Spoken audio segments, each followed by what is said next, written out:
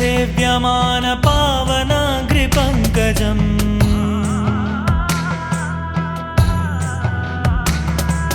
व्यालयज्ञसूत्रमिन्दुशेखरं कृपाकरम्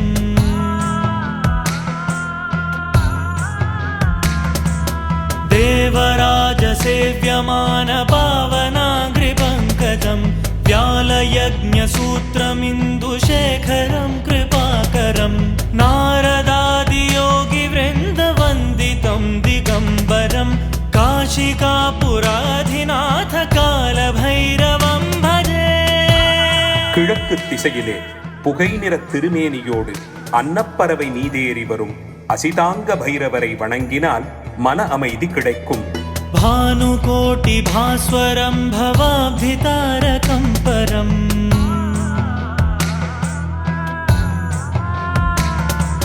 नीलकण्ठमीप्सितार्थदायकं त्रिलोचनम्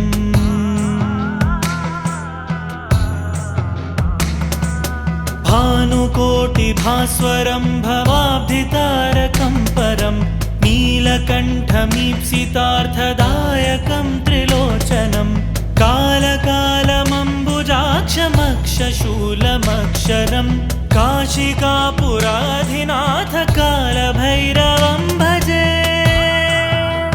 தென்கிழக்கு திசைக்கு அதிபதியாய் நீல நிற திருமேனியோடு எருதேறி வந்து அருளும் ரூரு பைரவரை வழிபட்டால் ஞான நிலையை அடையலாம். शूलटङ्क पाशदण्ड पाणिमादिकारणम्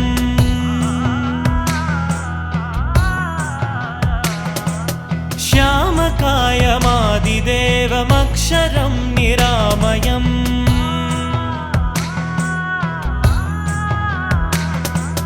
शूलटङ्क पाशदण्ड पाणिमादिकारणम् श्यामकायमादिदेवमक्षरं निरामयम् भीमविक्रमं प्रभुं विचित्रताण्डवप्रियं काशिकापुराधिनाथ कालभैरवं भजे.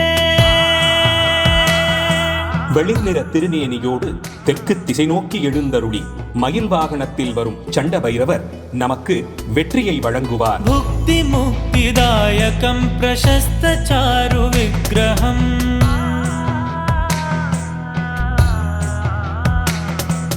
भक्तवत्सलं स्थितं समस्तलोक विग्रहम्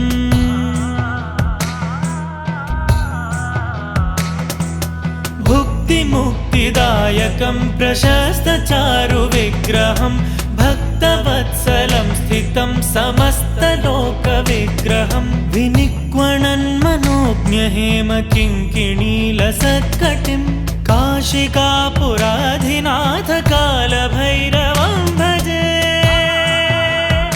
கருநீல திருமேனியோடு கருட வாகனத்தில் எழுந்தருளி தென்மேற்கு திசைக்கு அதிபதியாய் நிற்கும் குரோத பைரவர் தர்மத்தை நிலைநாட்டுவார். धर्मसेतु पालकं त्वधर्म मार्गनाशकम्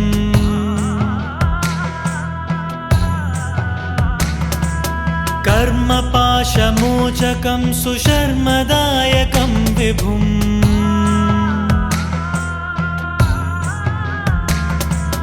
धर्मसेतु पालकं त्वधर्म मार्गनाशकं कर्मपाशमोचकं सुशर्मदायकं विभुं स्वर्णवर्णकेशपाशशोभिताङ्गनिर्मलं काशिकापुराधिनाथ कालभैरवं भजे. பொன்னிற மேனியோடு குதிரை வாகனத்தில் மேற்கு நோக்கி எழுந்தருளும் உன்மத்த பைரவர் நிறைந்த மனத்தெளிவை வழங்குவார். रत्नपादुका प्रभाभिराम पादयुग्मकम्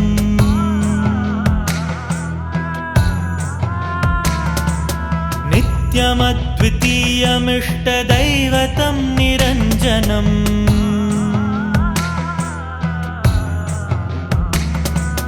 रत्नपादुका प्रभाभिराम पादयुग्मकम् नित्यमद्वितीयमिष्टदैवतं निरञ्जनं मृत्युदर्पनाशनं कराळदंष्ट्रभूषणं काशिकापुराधिनाथ कालभैरवं भजे. மஞ்சள் நிற மேனியோடு வடமேற்கு திசைக்கு அதிபதியாய் யானை மீதேறி வரும் கபால பைரவர் நிறைந்த ஆன்ம ஞானத்தை வழங்குவார். अट्टहास भिन्न पद्मजाण्ड कोश सन्ततिम्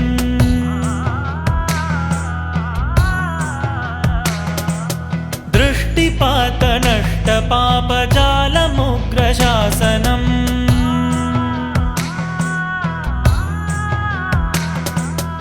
अट्टहास भिन्न पद्मजाण्ड कोश सन्ततिम् दृष्टिपात नष्ट पापजालमुग्रशासनम् अष्टसिद्धिदायकं कपालमालिकाधरम् काशिकापुराधिनाथ कालभैरवं भजे.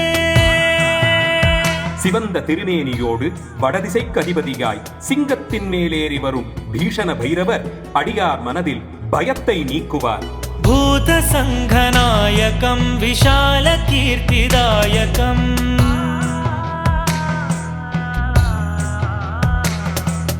काशीवासलोकपुण्यपापशोधकं विभुम्